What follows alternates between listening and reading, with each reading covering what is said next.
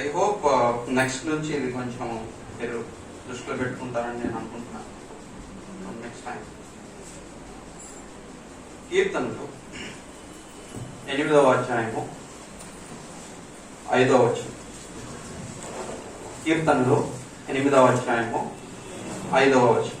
దేవుని కంటే వారిని కొంచెం తక్కువగా చేసి ఉన్నావు, మహిమా ప్రభావములతో వానికి కిరీటము ధరింప చేసి ఉన్నావు.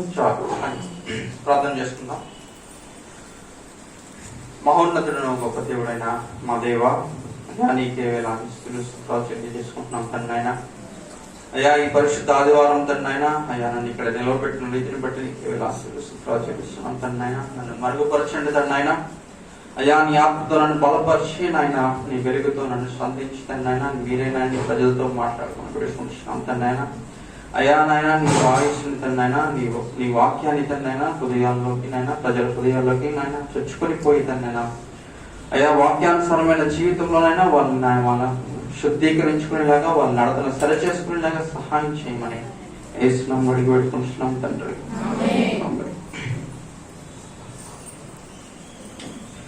చదువుకున్న వచనంలో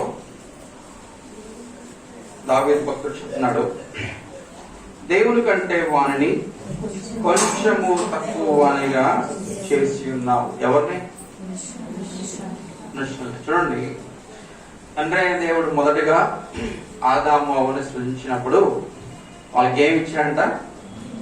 మహిమ కిరీటము, మహిమ ప్రభావములో కిరీటముగా. సరే అంటే ఏంటి? మనం ఎప్పుడైతే మనం పుడుతున్నాం ఈ లోకంలో, మనం దేంతో పుడుతున్నాం? మహిమ ప్రభావంతో ఈ లోకంలో పుడుతున్నాం. అసలు what is Mahima, what is ప్రభావం? మహిమ అంటే దేవుని వెలుగు అయి ఉన్నది. మహిమ అంటే దేవుని వెలుగు అయి ఉన్నది. 2, ప్రభావం అంటే దేవుని శక్తి అయి ఉన్నది. దేవుని శక్తి. మనం పుట్టడంతో ఎట్లా పుడుతున్నాం? దేవుని మహిమతో, దేవుని శక్తితో, లేదా దేవుని వెలుగు కలిగి, లేదా దేవుని శక్తి కలిగి మనం ఈ లోకంలో పుడుతున్నాం. కానీ ఎట్లయితే ఆదాము అవ్వ దేవుని మాటకు అవిధేయత చూపించి, అయితే దేవుని ఇచ్చిన ఒక కమాండ్మెంట్, ఒక ఆజ్ఞను మీరి ఏ విధంగా అయితే ఆ కిరీటాన్ని పోగొట్టుకొని ఏదైనా తోటలో నుంచి ఎట్లా బయటికి గెంటి వేయబడ్డారో, మనం కూడా ఈ లోకంలో అటువంటి స్థితిలోనే ఉన్నాం. ఎట్లా?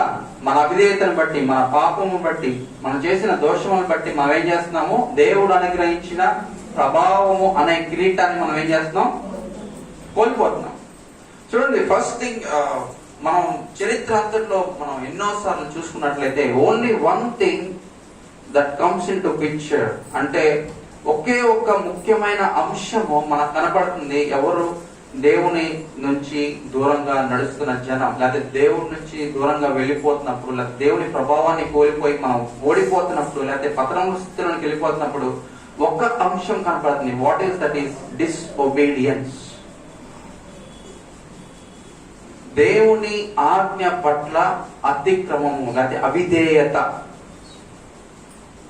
దేవుడు మనకు అనుగ్రహించిన ఒక ఆజ్ఞ ఉంది. ఆజ్ఞానుసారమైన జీవితం లేకుండా దేవుడు చెప్పిన మాటకు వ్యతిరేకమైన స్థితిలో మనం వెళ్ళినప్పుడు ఏం చేస్తుంది? పతనం అనేది స్టార్ట్ అవుతుంది.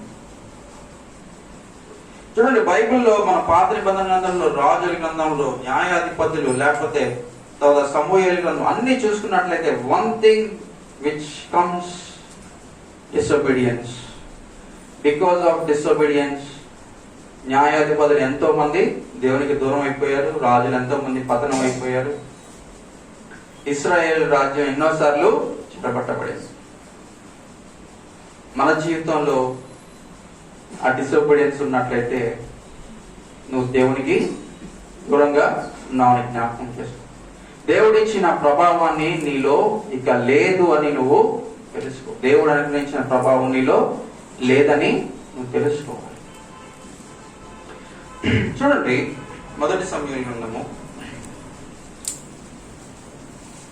మనం ఒక సిట్యువేషన్ మనం ధ్యానించుకున్నాం. 4వ అధ్యాయము 22వ వచనం. మొదటి సమయంలో 4వ అధ్యాయము 22వ వచనం. దేవుని మందసము ఆ, పట్టబడిపోయినందున ఉమ్, ప్రభావము ప్రభావము ఇశ్రాయేలీయుల నుండి చెరపట్టి పడిపోయినని ఆమె చెప్పింది. చెప్పాను. దానిపై వచ్చిన కూడా ఒకసారి చదువు. 21. దేవుని మందసము పట్టబడిన సంగతి ఆ, తన మామయ్య ఆ, పెనిమిటియు చనిపోయిన సంగతిని తెలుసుకుని ఉమ్, ప్రభావము ఆ, ఇశ్రాయేలీయుల నుండి పోయినని చెప్పి ప్రభావము ఇశ్రాయేలీయుల నుండి పోయినని చెప్పి తన బిడ్డకు ఈకాబోదు అని పేరు పెట్టి ఈకాబోదు అని పేరు పెట్టింది. చూడండి. ఈకాబోదు అంటే ప్రభావము ప్రభావము పోయింది. పోయేది. హెబ్రూలో కాబోద్ అంటే ప్రభావము. కాబోద్ అంటే ప్రభావం, దేవుని ప్రభావం. కానీ ఆమె ఏం పెట్టింది బిడ్డకి పేరు? ప్రభావము పోయింది.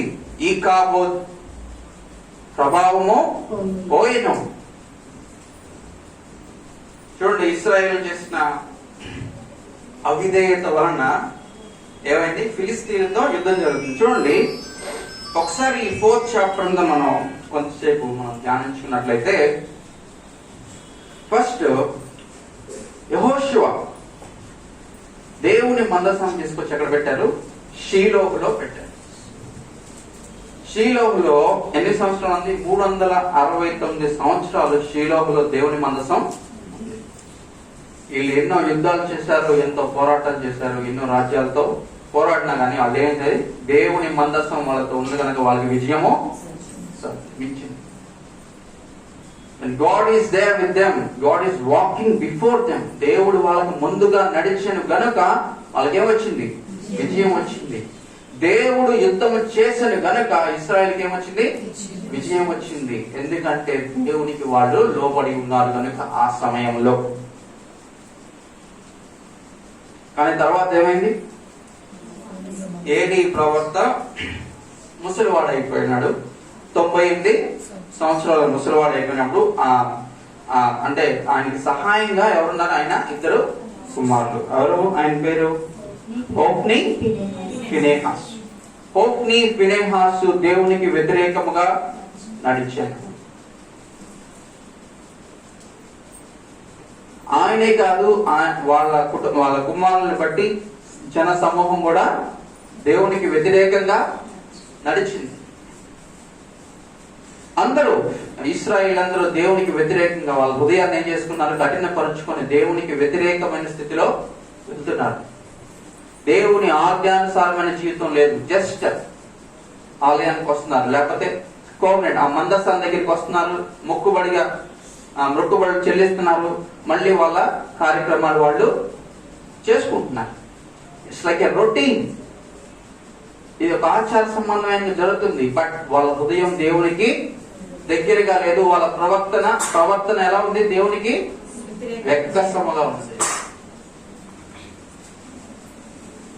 తర్వాత ఏమైందంటే ఫిలిస్తీన్లు ఏం చేస్తున్నారు? మందసాన్ని పట్టుకోలేదే వీళ్ళ మీద యుద్ధానికి వచ్చారు. వీళ్ళందరూ ఏమనుకుంటున్నారు? మందసం మందే ఉంది, God is with us, come let's go and fight.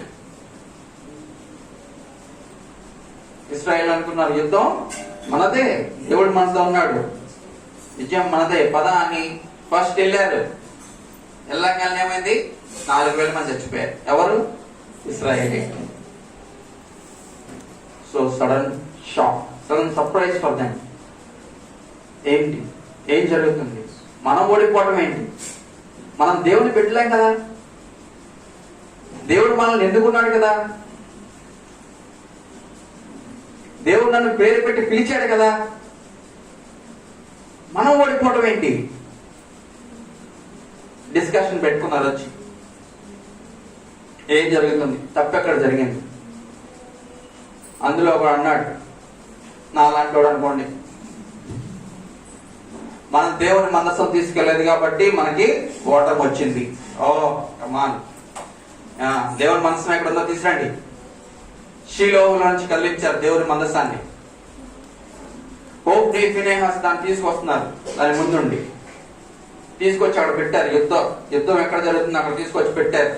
మందసాన్ని తీసుకొచ్చారు. ఇప్పుడు చూడండి 6వ వచనం చదవమ్మా. 4వ అధ్యాయం 6వ వచనం. ఫిలిష్తీయులు ఆ కేకలు విని ఆ, హెబ్రీయుల తండ్రిలో ఆ, ఈ గొప్ప కేకల ధ్వని ఏమని అడిగి ఆ. యెహోవా కొంచెం పైన ఉంచుతారు. యెహోవా నిబంధన మందసము ఆ.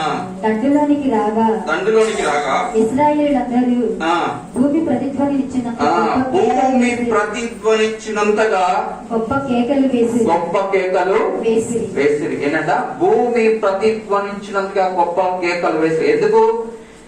ఇప్పుడు విజయం మనదే. ఎందుకని?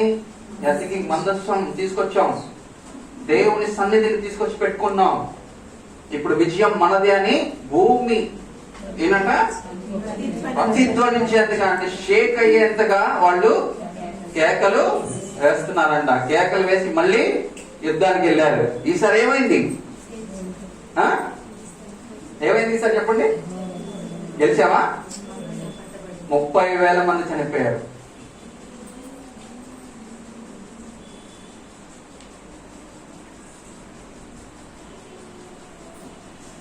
దీన్ని బట్టి నీకేం అర్థం అవ్వాలి?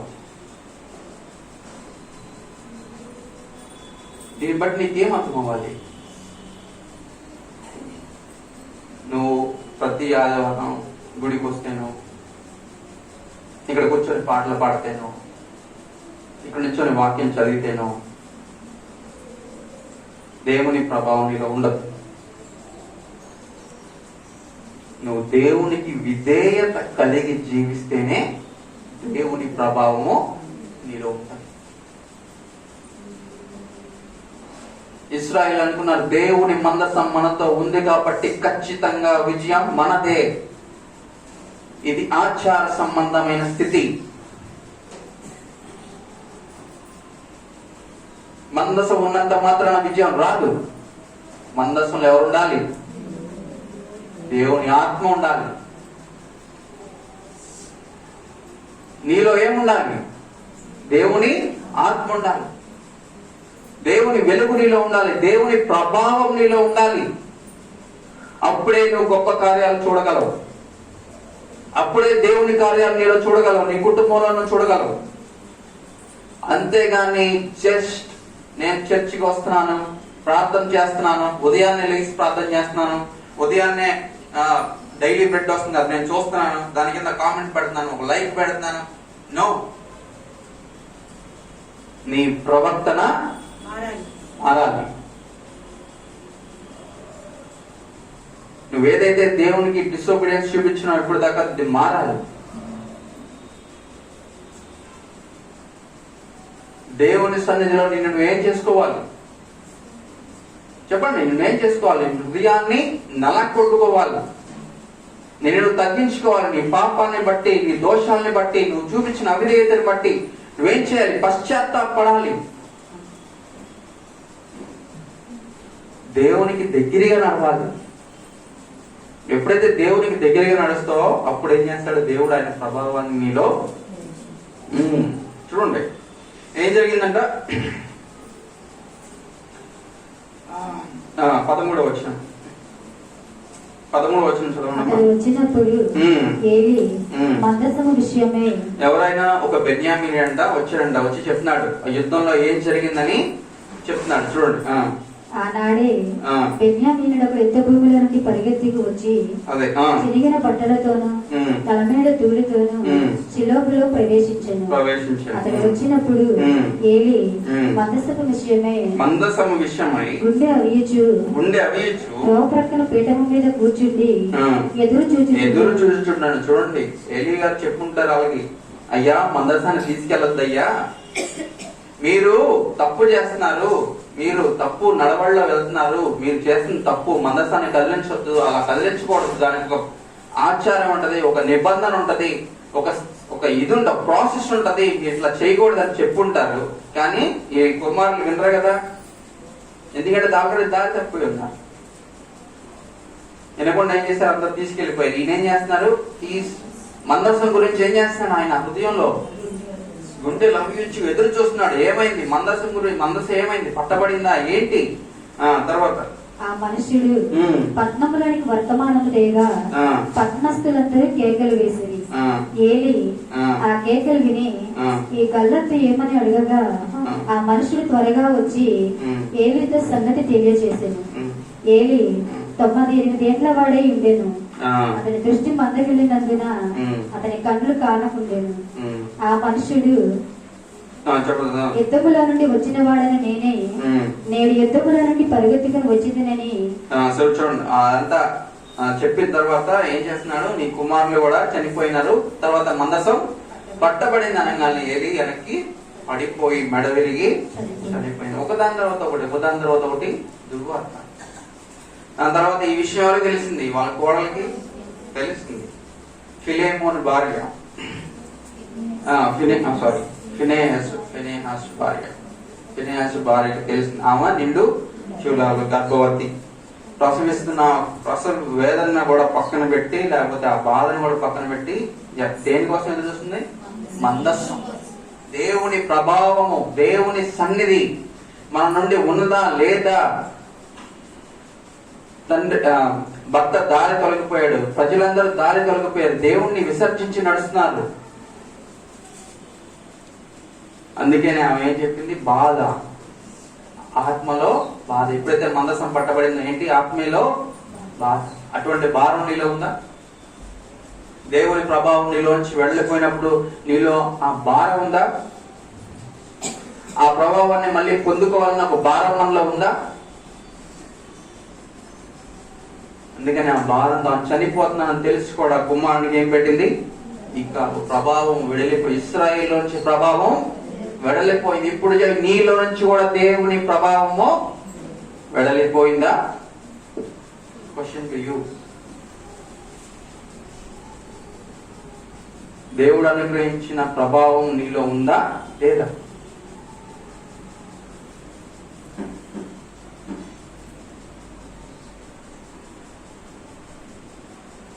దేవుడు అనుగ్రహించిన ప్రభావం మనలో ఉన్నట్లయితే మనం ఇట్లా సైలెంట్ కూర్చోం. ఫస్ట్ థింగ్, మనం అనుకుంటూ ఉంటాం కదా చాలా సార్లు, వాళ్ళు కనుక తప్పు చేసి ఉండకపోతే మనకి కష్టం. ఎవరంటే ఆదాము ఏం తప్పు చేశారు, దేవుని మాటకు అవిధేయత చూపించి ఏం చేశారు, తినొద్దన్న పండు తిన్నారు. అందుకే నాకు కష్టం వచ్చింది, నేను కష్టపడుతున్నాను. సరే, అసలు చేసారు, అయిపోయి, నువ్వే నేర్చుకున్నావు వాళ్ళ నుంచి. సరే, వాళ్ళు చేశారు, అయిపోయింది, అత నువ్వే నేర్చుకున్నావు వాళ్ళ నుంచి. నువ్వు అదే కదా చేస్తుంది మళ్ళీ. నువ్వు వాళ్ళకి అందానికి అధికారం ఏది నీకు? నువ్వు చేస్తుంది కూడా అదే కదా. నువ్వు కూడా అవిధేయత కదా చూపిస్తుంది. నువ్వు కూడా మాట వినకపోవటమే కదా. దేవుని ఆజ్ఞకు లోబడకుండా నీ ఇష్టానుసారంగా నువ్వు జీవిస్తున్నావు కదా. నీకు వాళ్ళని అధికారం ఎక్కడుంది?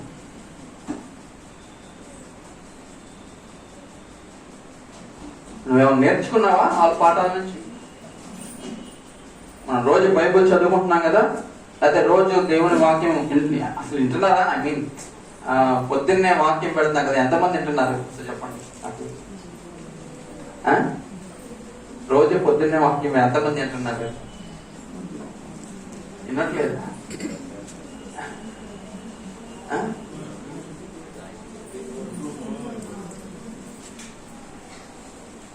సో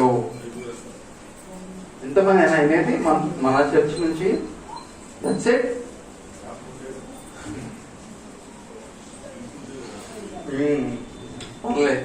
ఆయన నా పని నేను చేయాలి, ఒక్కల కోసమైనా చేయాలి.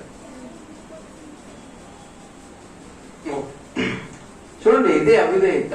దేవుని వాక్యం నీ దగ్గరికి వస్తున్నా గానీ, దేవుని మాటలు నీ దగ్గరికి వస్తున్నా గానీ మనం ఏం చేస్తున్నాం, దాన్ని హృదయంలో దాకా తీసుకెళ్ళి, ఇక్కడ దాకా వస్తుంది, మనం ఏం చేస్తున్నాం, హృదయంలోకి తీసుకెళ్ళలేకపోతున్నాం. జస్ట్ వన్ స్టెప్ బిహైండ్, ఒక్కడుగు వెనకబడిపోయి ఉన్నాం. ఆ ఒక్కడుగు ఏం చేస్తుందని 100 అడుగులు కిందకి తీసుకెళ్తుంది. దేవుని మాట నీ దగ్గరికి వచ్చినా కానీ నువ్వేం చేస్తున్నావు, నిర్లక్ష్యం చేస్తున్నావేమో. దేవుని ఆజ్ఞను నువ్వు తృణీకరిస్తున్నావేమో. దేవుడు ఇచ్చిన వాక్యాన్ని లేదా ఆజ్ఞని నువ్వు మీరి నీ ఇష్టానుసారమైన జీవితం నువ్వు జీవిస్తున్నావేమో. ఒకసారి ఇశ్రాయేలు జీవితాన్ని జ్ఞాపకం చేసుకో. ఫిలిస్తీన్లకు చెరబట్టబడి పోయినారు, బానిసలుగా వెళ్ళిపోయినారు. మనం ఎవరికి బానిసలుగా ఉన్నాం? మన పాపానికి బానిసలుగా ఉన్నాం. సాతాను ఏం చేసింది? నేను తన సంఖ్యలతో బంధించి పట్టుకుంది. ఆ సంఖ్యల బాధ నీకు తెలియట్లేదా? నీ హృదయానికి వేసిన సంఖ్యల భారం నీకు తెలియట్లేదా? తెలియట్లేదంటే నీ కళ్ళకి ముసుగు వేసుకున్నామేమో, నాకు తెలియట్లేదు.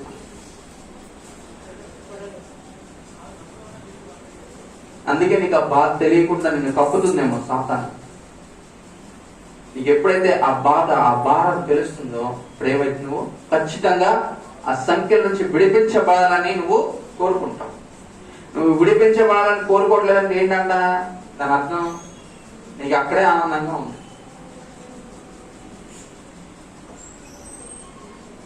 నువ్వు అక్కడే సంతోషంగా ఉన్నాను. ఈ లోకంలో అక్కడే నువ్వు సంతోషంగా ఉంటే ఈ లోకం శాశ్వతమైంది కాదని మనందరికీ బాగా తెలుసు. చూడండి, దావీదు తన జీవితంలో ఒక అవిధేయతమైన స్థితిలోనికి వెళ్ళాడు ఒకానొక సందర్భంలో. అవునా కదా?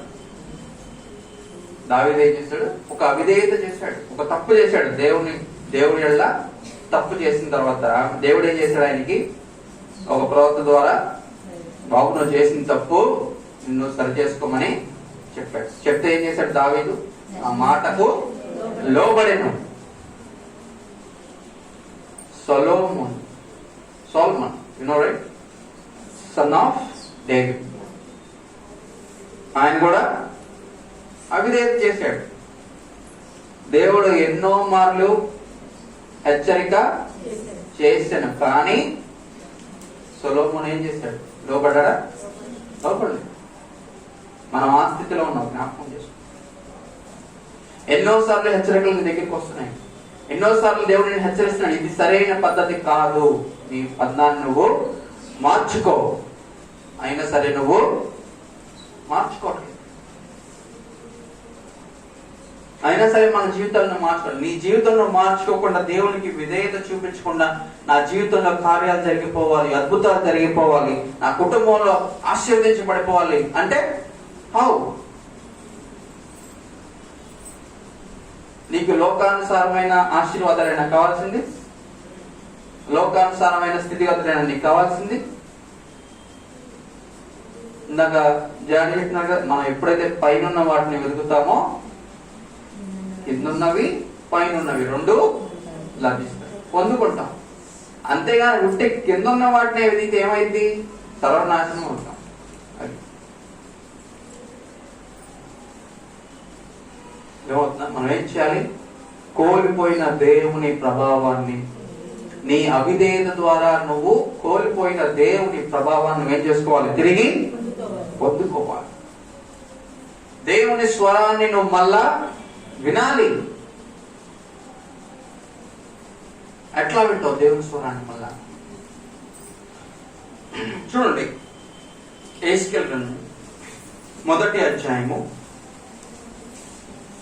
యెహెజ్కేలు గ్రంథము 1వ అధ్యాయము 28వ వచనం. వర్షాకాలమున కనబడి ఇంద్రధనుసు యొక్క తేజస్సు వలె దాని చుట్టూనున్న తేజస్సు కనబడేను. ఇది యెహోవా ప్రభావ స్వరూప దర్శనం. అది యెహోవా ప్రభావ స్వరూప దర్శనము. నేను చూచి సాగిలపడగా నాతో మాటలాడు ఒకని స్వరము ఒకని స్వరము నాకు వినబడెను. First thing, you need to recognize the power and the graciousness of the God. అంటే దేవుని మహిమ ప్రభావాన్ని గుర్తించాలి. ఆయన ప్రభావవంతుడు అని నువ్వు నమ్మాలి. ఆయన ద్వారానే మనకు ప్రభావం అనుగ్రహించబడుతుందని మనం నమ్మాలి. First thing. సెకండ్ థింగ్ ఏంటంటే, నేను చూచి సాగిలపడగా.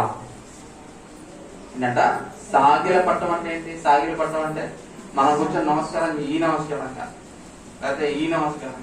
సాగిలపడటం అంటే ఏంటి చెప్పండి?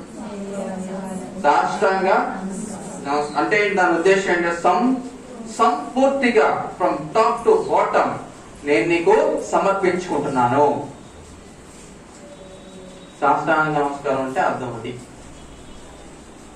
సంపూర్తిగా నా హృదయపూర్వకంగా నా నా అంటారే కొంతమంది హృదయ లోతుల్లో నుంచి అని, అలా ఆ హృదయ లోతుల్లో నుంచి నువ్వు దేవునికి ఏం చేయాలి, నిన్ను నువ్వు సమర్పించుకున్నట్లయితే అప్పుడు ఏం వినపడుతుంది నీకు? దేవుని స్వరము. దేవుని స్వరం నీకు వినపడుతుంది. చూడండి, ఇది ఎహెజ్కేలు గ్రంథం ఫస్ట్ అధ్యాయం అంతా మనం చూసినట్లయితే ఎహెజ్కేలు గారు దేవుని స్వరూపాన్ని చూస్తున్నారు. అక్కడ పరలోకంలో దేవుడు ఏ విధంగా ఆశ్చర్యుడై ఉన్నాడో, ఏ విధంగా ప్రభావవంతుడై ఉన్నాడు, ఏ విధమైన తేజస్సులో ఆయన వెలిగిపోతున్నాడో, ఆయన దర్శనాన్ని చూస్తా ఆయన ఏం చేస్తున్నాడు, ఆ ప్రభావాన్ని గుర్తించినప్పుడు ఆయన ఏం చేశాడు, ఆయనకి సాగిలా పడ్డాడు, ఆయన సమర్పించుకున్నాడు. సమర్పించుకున్నప్పుడు ఏమైంది, దేవుని మాట ఆయనకు, అంటే దేవుని స్వరం ఆయనకు. నువ్వు ఎప్పుడైతే నువ్వు తగ్గించుకొని నువ్వేం చేయాలి, తగ్గించుకోవడం అంటే తెలుసు కదా మనకి, తెలుసు. మా తగ్గించుకోవడం అంటే నేను చెప్తాను, చర్చిలో ఉన్నప్పుడు ఒకలాగా, బయటికి వెళ్ళినప్పుడు ఒకలాగా, అది మన తగ్గి. చర్చిలో ఉన్నప్పుడే దేవుని పాటలు, బయటికి వెళ్ళంగానే వాట్సాప్ స్టేటస్ లో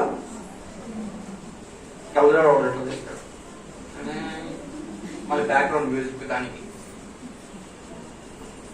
దాని తగ్గింపు, ఇదాని విధేయత. ఎవరి కోసం ఈ పై నటనలో? ఎవరిని మెప్పించడానికి? What you want to gain with this? దానివల్ల నీకే ఉపయోగం లేదు. నువ్వు చేసే దానివల్ల నీకు కూడా ఏ విధమైన ఉపయోగం నీకు కూడా లేదు. పక్కన సంగతి వదిలే, నీకే ఉపయోగం లేదు.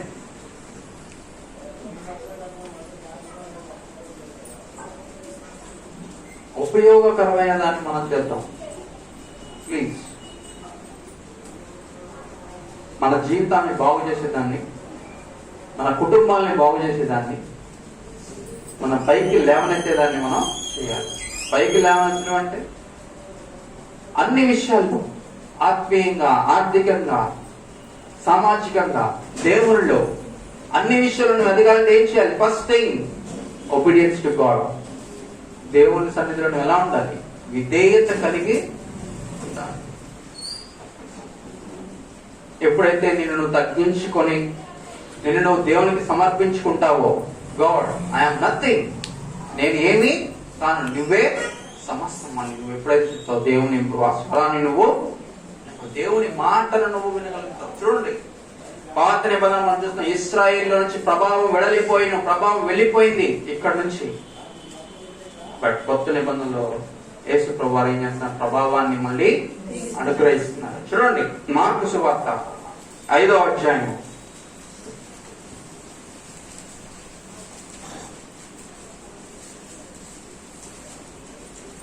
మార్కు సువార్త 5వ అధ్యాయము 30వ వచనం. వెంటనే యేసు తనలో నుండి ప్రభావము బయలు వెళ్ళెనని తనలో తాను గ్రహించి జన సమూహం వైపు తిరిగి నా వస్త్రములు ముట్టినది ఎవరైనా అడగగా, నా వస్త్రము ముట్టినదని ఎవరు? ఏమైంది? అక్కడ ప్రభావము కోల్పోయాం. ఇక్కడ ఏమైంది? దేవుడు మళ్ళీ ఆయన ప్రభావాన్ని, మళ్ళీ దేవుడు ఆయన ప్రభావాన్ని నువ్వు పొందుకోవడానికి నీకు మళ్ళీ అవకాశాన్ని ఇస్తున్నాడు. చూడండి, ఈ కాన్సెప్ట్ మనం ధ్యానించుకున్నట్లయితే, ఈ చాప్టర్ మనం ఇప్పుడు కొంచెం ధ్యానించుకున్నట్లయితే ఎలా వచ్చినాయి మనకు తెలుసు కదా. రక్తస్రావం గల స్త్రీ, 12 సంవత్సరాలు రక్తస్రావం గల స్త్రీ ఏమైంది? బాగుపడాలని, తన సంఖ్యల నుంచి లేదా తన బద్ధకాల నుంచి తను విడిపించబడాలని, ఈ కష్టం నుంచి లేదా ఇబ్బందుల నుంచి తాను విడిపించబడాలని ఏం చేసింది? జనసమూహాన్ని, యేసు ప్రభువు మార్గం గుండా వెళ్తుండగా వెనక నుండా వచ్చి ఏం చేసింది? ఆమె ఆయన వస్త్రాన్ని పట్టుకోగా ఏం జరిగింది? అద్భుతం జరిగింది. చూడండి, వెంటనే ఆమె రక్తధార కట్టెను కనుక తన శరీరంలోని ఆ బాధ నివారణ అయినదని గ్రహించుకుని ఆ బాధ నివారణ అయిందని ఆమె గ్రహించుకుందంట. ఆయన వస్త్రంలో నుంచి ఏమైంది? ప్రభావము. అంటే మనలోనికి, ఆమెలోనికి ప్రభావం ఏ విధంగా వచ్చిందో, నువ్వు ఎప్పుడైతే నువ్వు దేవుణ్ణి ఆశ్రయిస్తావో, దేవుని పాదాలని నువ్వు ఆశ్రయిస్తావో, దేవుడు ఏం చేస్తాడు? ఆయన ప్రభావాన్ని నీలో కూడా చూపిస్తాడని. చూడండి, ఆమె ఏం చేసింది ఒకసారి జ్ఞాపకం చేసుకున్నాం. ఫస్ట్ థింగ్ ఆమె ఏం చేసిందంటే, చూడండి 27వ వచనం చదువుకున్నట్లయితే, ఆమె యేసుని గురించి విని, ఫస్ట్ థింగ్ ఏంటి? యేసుని గురించి విని. we need to listen first. దేవుని గురించి విని మనం వింటున్నాం అనుకోండి, అది వేరే విషయం. ఎన్నో సంవత్సరాల నుంచి వింటున్నాం, అది ఒక ఆ స్టెప్ తోనే ఆగిపోతుంది మన జీవితం. ఆ వింటంలోనే ఉండిపోయాం. ఇంకెంతకాలం చెప్పాలి? ఇప్పుడు ఎన్నోసార్లు ఈ బైబిల్ అని చెప్పేసి ఉంటారు డాడీ, తాతయ్య గారు ఎన్నోసార్లు ఈ బైబిల్ అని చెప్పేసి ఉంటారు. ఎంతకాలం వింటానే ఉంటాం? What is the next plan? First వినాలి. ఎట్లా వినాలి? చెవులతో కాదు వినాల్సింది, హృదయంతో వినాలి. ఎన్నిసార్లు బైబిల్ అంతా చెప్పినా నువ్వు చెవులతో విన్నట్లయితే ఉపయోగం లేదు. నీ హృదయంతో వింటే అప్పుడు కార్యం జరుగుతుంది. అప్పుడు నెక్స్ట్ ఏంటని ఆలోచిస్తాను, అంతేనా కాదా? ఇప్పుడు ఫస్ట్ మనం ఏదైనా ఒక ఫ్యాక్టరీ స్టార్ట్ చేయాలనుకోండి, స్టెప్ ప్రాసెస్ ఉంటుంది కదా, ఒకదాని తర్వాత ఒకటి. ఫస్ట్ ఈ పని చేయాలి, ఈ పని అయితేనే నెక్స్ట్ పనికి వెళ్తాం. అసలు ఈ పనే అవ్వట్లా, వింటం అనేదే కంప్లీట్ అవ్వట్లా మనకి. ఎప్పుడైతే మనం హృదయపూర్వకంగా దేవుని వాక్యాన్ని వింటామో అప్పుడు ఏమైంది? నెక్స్ట్ యాక్షన్ ప్లాన్ వస్తుంది. అంటే విన్నాం, ఆ వాక్యాన్ని బట్టి ఇది అన్నమాట. సో మనం ఏం చేయాలి? నెక్స్ట్ ఏం చేయాలి? చూడండి, నేను ఫెయిత్. సెకండ్ థింగ్ ఈస్ విశ్వాసము. చూడండి, చదవండి అన్నమాట. నేను ఆయన వస్త్రము మాత్రము ముట్టిన బాగుపడదు. చూడండి ఎంత విశ్వాసం. నేను వస్త్రాన్ని పట్టుకుంటే చాలు నేను బాగుపడిపోతానన్న విశ్వాసము. అంత విశ్వాసం నీలో ఉందా?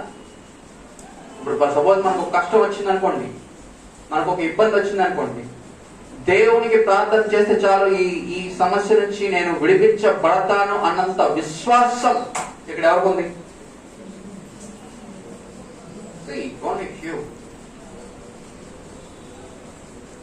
Only few has. That is what we are lacking. ఆయన యందు విశ్వాసాన్ని నువ్వు డెవలప్ చేసుకోవాలి. డే బై డే ఆయన యందు విశ్వాసాన్ని నువ్వు డెవలప్ చేసుకోవాలి. డెవలప్ చేసుకుంటమే కాదు, నెక్స్ట్ స్టెప్ ఏంటంటే ఆమె ఆయనకు దగ్గరగా నడుస్తుంది.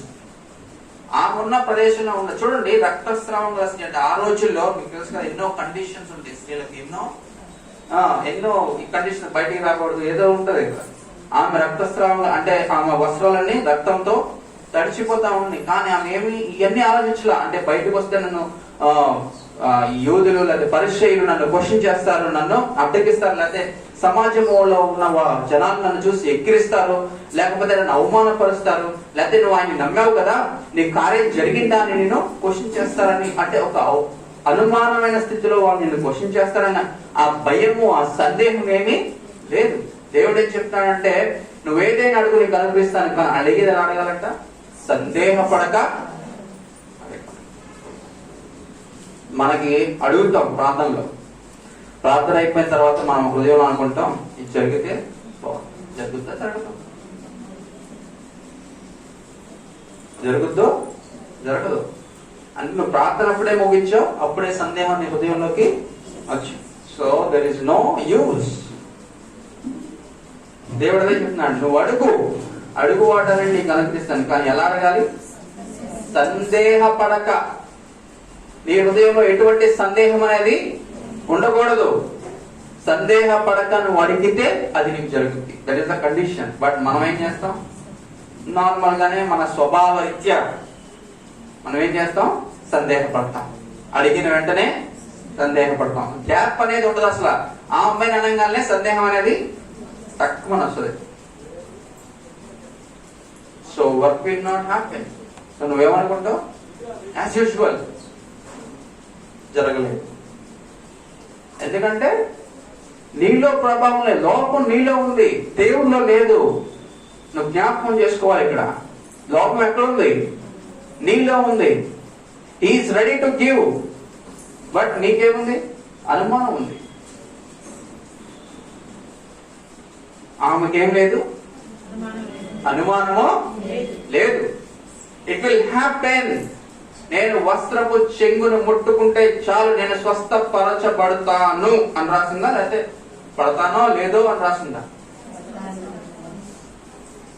That is the faith.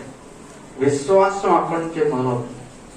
నీకు ఎప్పుడైతే సందేహం ఉండదో అప్పుడేమైంది? నార్మల్ లాంగ్వేజ్ లో చెప్పుకుంటే, ఇప్పుడు ఒక భార్య భర్తలో లేకపోతే మన తల్లిదండ్రులు చూసుకున్నట్లయితే బిడ్డల మీద విశ్వాసం ఎప్పుడు ఉంటది? వాళ్ళ మీద అనుమానం లేకపోతేనే విశ్వాసం ఉంటుంది, రైట్? నీ బిడ్డల మీద నీకు విశ్వాసం ఎప్పుడు ఉంటుంది? నువ్వు ఎప్పుడు వాళ్ళని నమ్ముతావు? నువ్వు వాళ్ళని సందేహించినప్పుడే నువ్వు వాళ్ళని నమ్ముతావు. నువ్వు ప్రతిదానికి వాళ్ళని సందేహిస్తుంటే నువ్వు ఎట్లా నమ్ముతావు? వాళ్ళని నమ్మవు కదా. Same thing.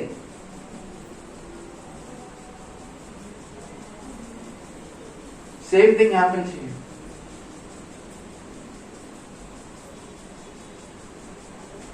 నువ్వు ప్రతిదానికి సందేహిస్తా ఉంటే నువ్వు దేవుని యందు హృదయపూర్వకంగా నమ్ముతున్నావు అని ఎట్లా అని చెప్తాడు. నువ్వు ఆయన యందు విశ్వాసం కలిగి ఉన్నావు అని ఎట్లా? వాట్ ఈస్ ద రుజువు ఏంటి? What is the proof? నీ హృదయంలో సందేహం పెట్టుకొని నేను విశ్వాసాన్ని, నేను ఇన్ని సంవత్సరాలు దేవుని మందిరంలోకి వస్తున్నాను, దేవుని సేవ చేస్తున్నాను అంటే what? There is no use.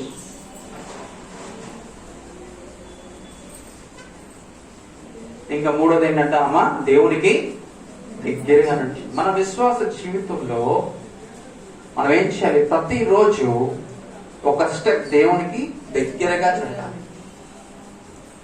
మన విశ్వాస జీవితంలో ఏం చేయాలి? మనం ప్రతిరోజు దేవుని అది ఏం చేయాలి? నువ్వు విశ్వాస విషయంలో ఆయన హృదయానికి నువ్వు ఒక్కొక్కడికి వేసుకుంటా ముందుకు నడవాలి. అది చాలా కష్టం. ఒక్కొక్కడికి వేసుకుంటా ముందుకు రావటం చాలా కష్టం, కానీ 100 అడుగులు వెనక్కి వెళ్తాం చాలా ఈజీ. అర్థమవుతుందా? 100 అడుగులు వెనక్కి వెళ్ళడం చాలా ఈజీ, క్షణం మాత్రంలో వెళ్ళిపోతాం.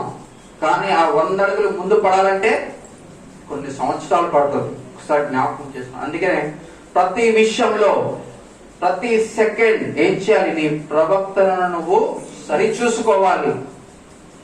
దేవునికి విధేయంగా నడుస్తున్నావా లేదా అని నువ్వు ఏం చేసుకోవాలి? ప్రతి క్షణం నీ హృదయంలో నువ్వు దిద్దుబాటు చేసుకోవాలి. అప్పుడేమైంది?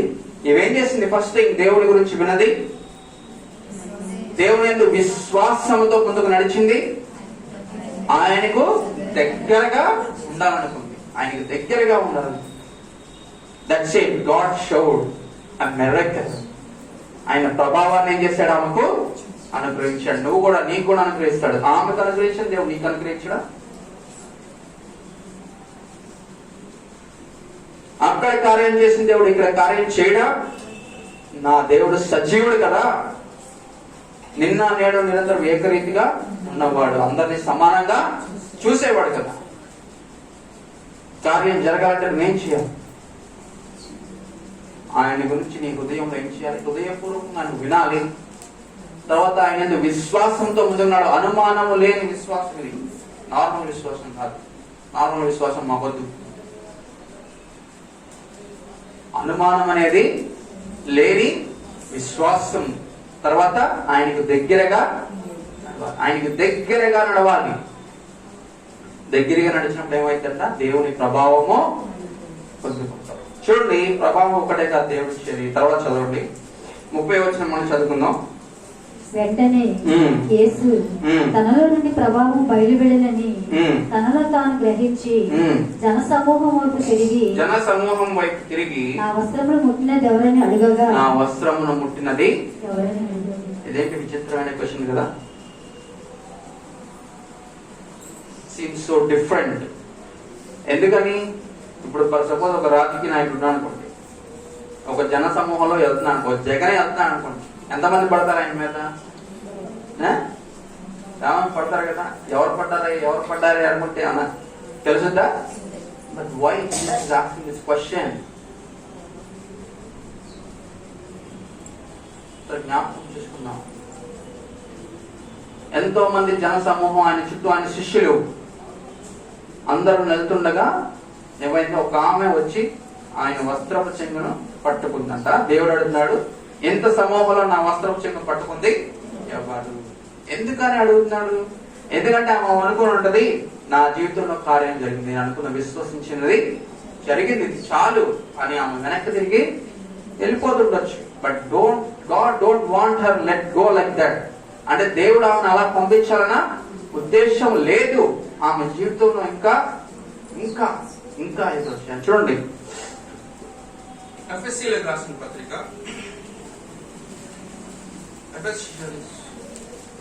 చాప్టర్ 3:20.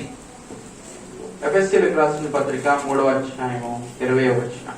మనలో కార్యసాధకమైన తన శక్తి చొప్పున మనము అడుగు వాటన్నిటికంటేను ఊహించు వాటన్నిటికంటేను అత్యధికముగా చేయ శక్తి గల దేవునికి. చూడండి, మనం ఊహించు వాటికంటేను అడుగు వాటికంటేను ఊహించు వాటికంటేను అత్యధికముగా. God wants to do more in your life. నువ్వు అడిగే దాని గురించే కాదు, నువ్వు పోగొట్టుకున్న దాని గురించి మాత్రమే కాదు, అది ఇవ్వటమే కాకుండా God wants to replace with more. దేవుడు నీకు ఇంకా ఇంకా ఇవ్వాలనుకుంటున్నాడు. He wants to give you more, but the thing is you should be ready to take it. Right? నువ్వు తీసుకోవడానికి సిద్ధంగా ఉండాలి కదా. ఇవ్వడానికి ఆయన సిద్ధంగానే ఉన్నాడు కదా, నువ్వు తీసుకోవడానికి నువ్వు సిద్ధంగా ఉండాలి. God wants to take it. See, ఆయన అడుగుతున్నారు, ఎవరు నా వస్త్రపు చెంగును? అప్పుడు ఫర్ సపోజ్ ఆయన శిష్యులు అని ఉంటారు, పేతురు గారు పక్కన యోహాను గారు, వాళ్ళు ఉంటారు కదా. దేవుడా, ప్రభువా, నీతో పాటు ఎంతమంది నడుస్తున్నారు కదా, నేను ఒక 40 సార్లు నీ మీద పడుంటాను, ఆ యోహాను గారు ఒక 50 సార్లు నీ మీద పడుంటారు.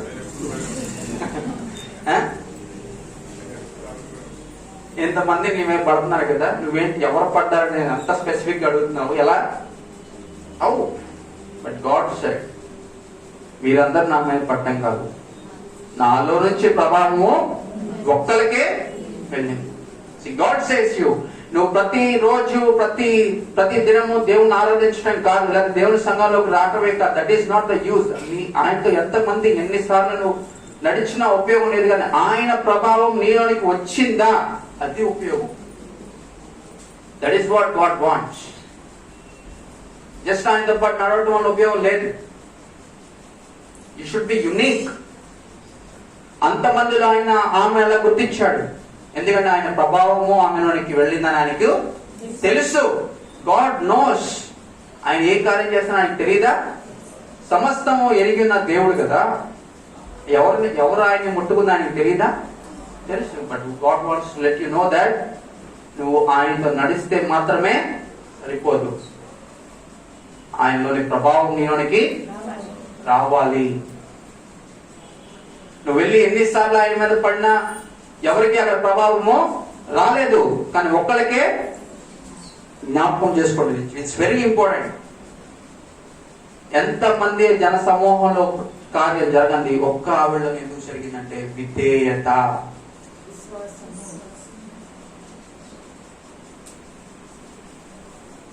ఆమె ఏం చేసింది? విధేయత చూపించింది. దేవుని మాటకు విధేయత చూపించింది, లోబడింది. తర్వాత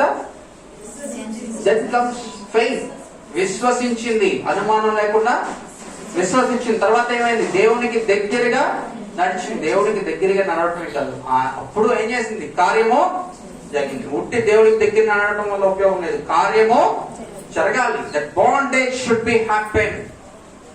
ఆ రిలేషన్షిప్ అనేది జరగాలి. ఆ బాండేజ్ ఏదైతే ఆదాము అవ్వల వలన నువ్వు కోల్పోయినా ఏంటిది? ప్రభావము క్రీస్తు ద్వారా నీకు మళ్ళీ అనుగ్రహించబడినది. అది నువ్వు తీసుకోవటమే ఆలస్యం. దేవుడు చెప్తున్నాడు చూడండి, మీరు సమ్మతించిన మాట వింటే భూమి యొక్క మంచి పదార్థములు అనుభవిస్తారు. You should listen my words. You should obey them.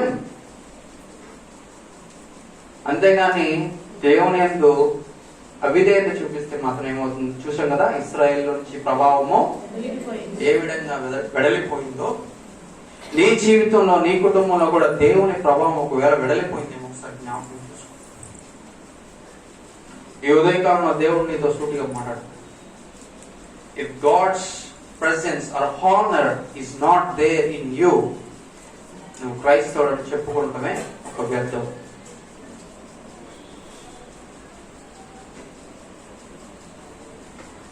నువ్వు క్రైస్తవుడిగా నువ్వు సమాజానికి ఎట్లా నువ్వు క్రైస్తవుడిగా నిలబడతావు? సమాజంలో, ఈ సమాజంలో నువ్వు క్రైస్తవుడిగా నిలబడాలంటే ఏంటి?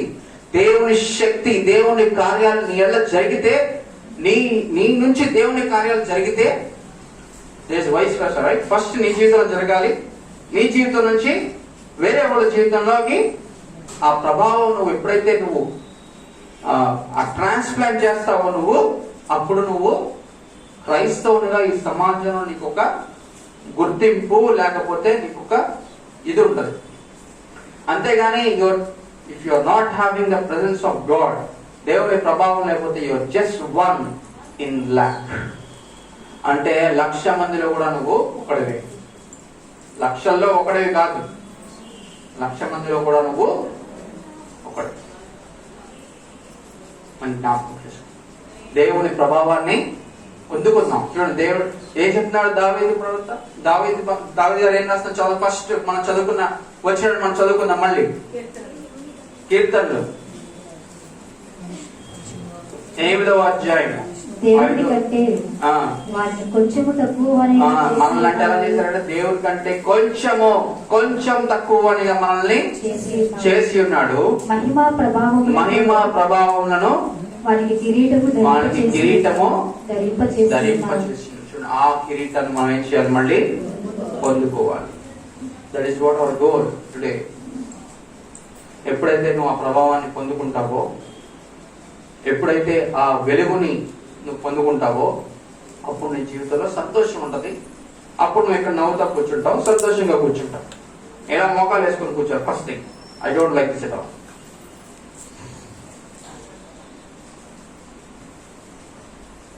దేవుని సన్నిధిలో మనం ఆనందంగా ఉండాలి, సంతోషంగా ఉండాలి. దావీదు ఎట్లా ఉన్నాడు? గంతులు వేస్తూ ఎంత ఆనందంగా, ఎంత సంతోషించాడు దేవుని సన్నిధిలో. అంత సంతోషంగా మనం ఉండాలి దేవుని సన్నిధిలో. ఎందుకంటే ఆయనలో ఏముంది? దేవుని ప్రభావం. మనలో కూడా దేవుని ప్రభావం ఉండాలి, పొందుకోవాలి. చూడండి, రక్తస్రావం గల స్త్రీ ఎలా అయితే దేవుని ప్రభావాన్ని పొందుకుందో, ఏ విధంగా తన జీవితాన్ని సరి చేసుకుందో, ఇప్పటి వరకు ఉన్న బాధని, 12 సంవత్సరాలు అనుభవిస్తున్న బాధని, వేదనని, ఆ కష్టాన్ని, దాని నుంచి విడిపించబడాలని ఏ విధంగా ఏం చేసింది? ఒక స్టెప్ ని ఆమె తీసుకుని దృఢమైన నిశ్చయంతో ఏం చేసినా ముందుకు కదిలింది. ఎవరేమనుకుంటే నాకు అనవసరం, ఎవరు నన్ను తిట్టినా, రాళ్లతో కొట్టినా, ఏమనుకున్నా నాకు అనవసరం. నాకేం చేయాలి? నేను యేసయ్య దగ్గరకు వెళ్ళాలి, నా జీవితంలో కార్యం జరగాలి. దృఢమైన నిశ్చయం. అప్పుడైతే నీకు ఆ నిశ్చయం నీ హృదయంలోకి వస్తుందో, అప్పుడు ఏమైంది? నువ్వు అన్ని కార్యాలు ఒకదాని తర్వాత చేయగలవు. దేవుని ప్రభావాన్ని నువ్వు పొందుకోగలవు. ఆయన ప్రభావము, ఆయన కిరీటము మనందరం పొందుకోవాలని యేసు నామములో మీ అందరినీ ప్రార్థిస్తున్నాను. Thank you. ఆత్మీయమైన హెచ్చరికలు ఇచ్చి బలపరిచిన రీతిలో మన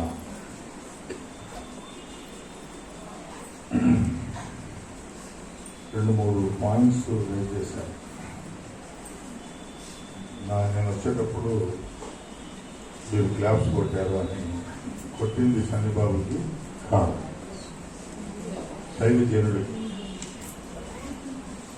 దైవజనుడిని కనపరచవలసినటువంటి బాధ్యత సంఘానికి ఉంటుంది.